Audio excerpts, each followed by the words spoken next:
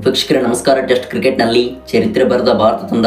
ಹೌದು ವೀಕ್ಷಕರೇ, ಮೂರನೇ ಟೆಸ್ಟ್ ಪಂದ್ಯದಲ್ಲಿ ಭಾರತ ತಂಡದ ಬೌಲಿಂಗ್ ದಾಳಿಗೆ ತತ್ತರಿಸಿದ ಆಸೀಸ್ ಪಡೆಯ. ವೀಕ್ಷಕರೇ, ಈ ಒಂದು ವಿಡಿಯೋದ ಸಂಪೂರ್ಣ ಹೈಲೈಟ್ಸ್ ಬಗ್ಗೆ ತಿಳಿಯೋದಕ್ಕಿಂತ ಮುಂಚಿತವಾಗಿ ಟೀಮ್ ಇಂಡಿಯಾ ತಂಡದ ಈ ಒಂದು ಭರ್ಜರಿ ಪ್ರದರ್ಶನಕ್ಕೆ ದಯವಿಟ್ಟು ಈಗಲೇ ವಿಡಿಯೋಗೊಂದು ಲೈಕ್ನ ವ್ಯಕ್ತಪಡಿಸಿ. ವೀಕ್ಷಕರೇ, ನೀವು ಮಾಡುವ ಕೇವಲ ಒಂದು ಲೈಕ್ಸ್ಗಳು ಭಾರತ ತಂಡಕ್ಕೆ ಮೋಟಿವೇಶನ್ ಸಿಗುತ್ತವೆ. ಹಾಗೆ ವೀಕ್ಷಕರೇ, ದಯವಿಟ್ಟು ಕಾಮೆಂಟ್ ಬಾಕ್ಸಲ್ಲಿ ಇಂಡಿಯಾ ಎಂದು ಟೈಪ್ನ ಮಾಡಿ ನಿಮ್ಮ ಅತಿ ಅಮೂಲ್ಯವಾದ ಕಾಮೆಂಟ್ಸ್ಗಳನ್ನು ತಿಳಿಸಿ.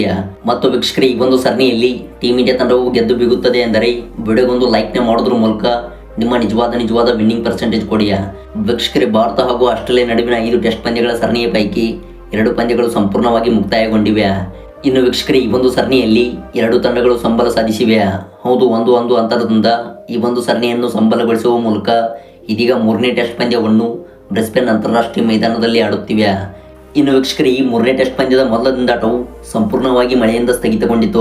ಹೌದು ವೀಕ್ಷಕರೇ, ರ್ಯಾನ್ ಕಂಡೀಷನ್ ಇಂದ ಅಂಪೈರ್ಸ್ಗಳು ಈ ಒಂದು ದಿಂದಾಟವನ್ನು ಸಂಪೂರ್ಣವಾಗಿ ಕ್ಲೋಸ್ ಮಾಡಿದರು.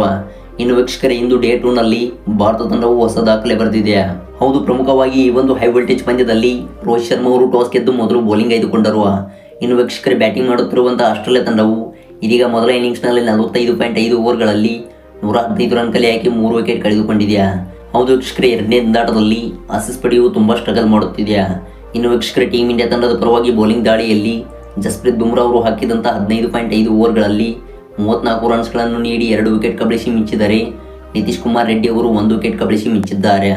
ಇನ್ನು ವೀಕ್ಷಕರೇ, ಆಸೀಸ್ ತಂಡದ ಪರವಾಗಿ ಉಸ್ಮಾನ್ ಖವಾಜಾ ಅವರು 21 ರನ್ ಸಿಡಿಸಿ ಮಿಂಚಿದರೆ ಮ್ಯಾಕ್ಸ್ವಿನಿ ಅವರು ಕೇವಲ 9 ರನ್ ಸಿಡಿಸಿ ಜಸ್ಪ್ರೀತ್ ಬುಮ್ರಾ ಅವರ ಓವರ್ನಲ್ಲಿ ವಿರಾಟ್ ಕೊಹ್ಲಿ ಅವರಿಗೆ ಕ್ಯಾಚ್ ನೀಡಿ ನಿರ್ಗಮಿಸಿದರು. ಇನ್ನು ವೀಕ್ಷಕರೇ, ನಂತರ ಬಂದಿದ್ದ ಮಾನಸ್ ಅವರು ಆಡಿದಂಥ 55 ಎಸೆತಗಳಲ್ಲಿ ಕೇವಲ 12 ರನ್ ಸಿಡಿಸಿದರು.